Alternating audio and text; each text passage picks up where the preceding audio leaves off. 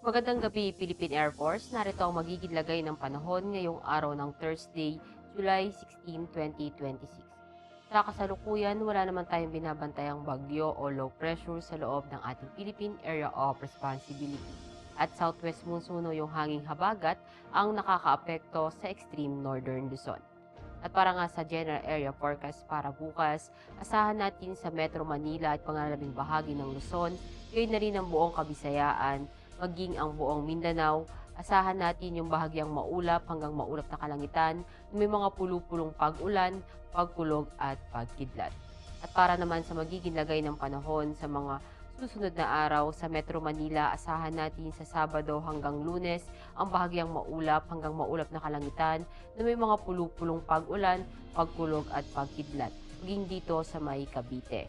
Sa Lipa, asahan naman natin sa Sabado at Linggo ang bahagyang maulap hanggang maulap na kalangitan na may mga pulupulong pag-ulan, pagkulog at pagkidlat. At pagsapit ng Lunes, asahan natin yung maulap na kalangitan na may mga kalat-kalat na pag-ulan, pagkulog at pagkidlat.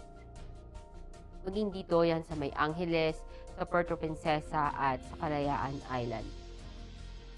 Sa Mactan, asahan natin sa Sabado hanggang Lunes ang bahagyang maulap hanggang maulap na kalangitan na may mga pulupulong pag-ulan, pagkulog at pagkidlat. Maging dito sa Zamboanga at Davao.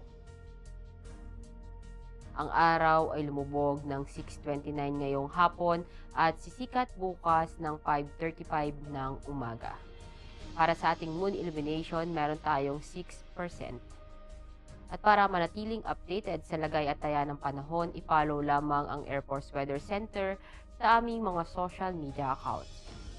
At yan lamang ang latest update natin sa weather sa ngalan ng aming commanding officer na si Colonel Hermelino T. Calubiran Jr. Pop GSC.